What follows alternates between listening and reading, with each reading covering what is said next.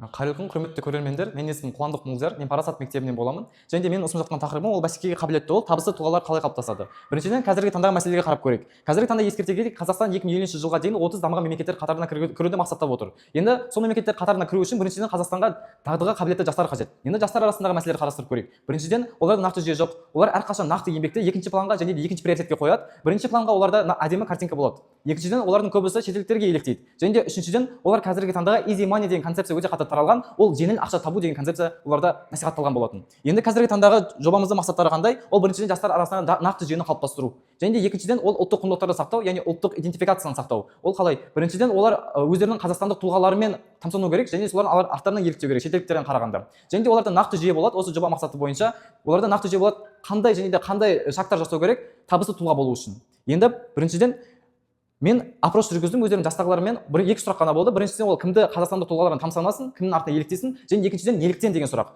Біріншіден мен байқағанымда көп жастар төрт-ақ тұлғаны таңдады. Ол Димаш Құдайберген, Геннадий Головкин, Шавкат Рахмонов және де Иманбек Зекенов. Енді неліктен деген сұраққа жауап бергенде көбісі үш сатты айтты. Біріншіден оларда нақты іс болған. Олар тек қана сөздермен емес, олар өздерінің жетістіктерімен және іс қозғалысымен көрсеткен. Екіншіден олар әрқашан нөлден бастаған. Яғни олар қарапайым жерден, яғни қарапайым ауылдан шыққандықтан көп жастар оны мойындайды. Және үшіншіден олар қазіргі таңдағы деңгейі халықаралық деңгейде выступать етіп және де олардың ойлап жатқан ойлары олар мақсатты деңгейде болады.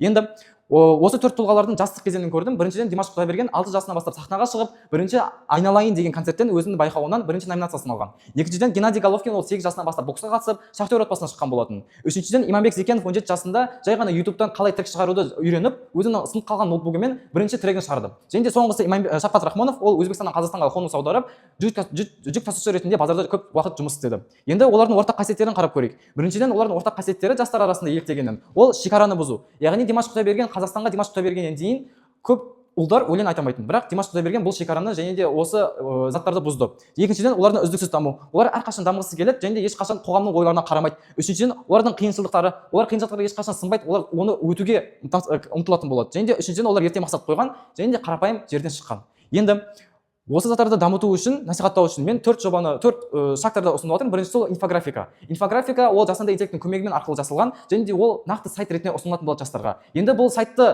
маркетинг ретінде оны дамыту үшін біріншіден біз подкасттар және видеоларды дамыту керекпіз. Кішкентай болсын мини документалды видеолар дамыту керек. Геннадий Головкин туралы, Димаш Құдайбергеннің өзінің жастық шағы туралы және де оларды жастарға көрсету керек, олар қалай дамығанын. Және де үшіншіден ол подкасттар қазіргі таңда жастар арасында дамыған TikTok, Instagram сияқты желілерде подкасттар жасау керек, 1 минуттық олардың жастық шағы туралы, олардың сәтсіздіктері туралы. Және де соңғысы ол офлайн кездесулер. Қазіргі таңдағы шымкенттердің көбіне немесе басқа да өңірлік чемпиондарды мектептерге немесе офлайн кездесуге шақырып, олармен бірге әңгіме жүргізу немесе олардан кеңес сұрау. Енді осыдан олардың тиімділігі қаншалықты? Осы жобаның тиімділігі біріншіден ол әлеуметтік тиімділік. Себебі бұл тек қана элитаға ғана емес, бұл барлық қоғамның таптарына арналған және барлығына қолжетімді болады. Екіншіден бұл инновациялық көзқарас. Себебі қазіргі таңдағы бұл жоба жастарға сай подход береді, 21-ші ғасырға сай подход береді. Және соңғысы ол зерттеудің тереңдігі. Байқадыңдар ма, қазіргі таңда жастардың көбісі нақты деректерді жақсы көреді. Менің қазіргі ұсынайын деп жатқан инфографикада осы тұлғалардың нақты деректері бар және нақты шарттары бар. Осы арқылы жастар оны өздеріне тамсана отырып, өздері соның атын еліктей алады. Осының арқасында менің жобам тиімді болып табылады. Назарларыңызға рахмет.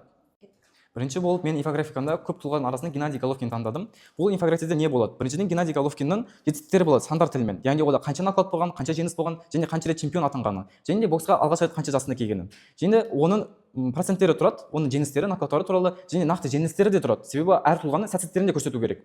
Енді осыдан кейін оның өмірбаяны тұрады. Оның өмірбаяны неден басталған? Оның Қарағандыда дүниеге келгенін, боксқа қашан алғаш рет қадам басқанын және қашан чемпион атанғанын, күміс жүлделерін алғандығын көрсетіп отыр осы инфографика арқылы. Және де соңғысы бұл оның қазіргі таңдағы табыс формуласы, яғни нақты формула береміз жастарға. Оның 8 жастан бастауы, 20 жыл үзіліссіз дамығаны, психологиялық мінезі және де оның жоғалтудан күш алуы, өзінің ағайындардың және де жүйелі дайындығы. Соның нәтижесінде бізде не болды? Оның бокс тарихындағы есімі тарихта қалды. Енді осыдан соңғы сабақ қалады. Геннадий Головкиннің нақты сөздері, ол бір цитата болуы мүмкін. Нәтиже ол бір күндік жұмыстың жемісі емес, ол жылдар бойы сәтсіздіктен кейін де тоқтамай еңбек еткені үшін берілетін сыйлық атты Геннадий Головкин ағамыз айтқан болатын. Осындай мысалдар арқылы, осындай сайттар арқылы жастар осыны көре отыра тамсана бастайды және де көре бастайды нақты формулаларды және нақты жүйелерді.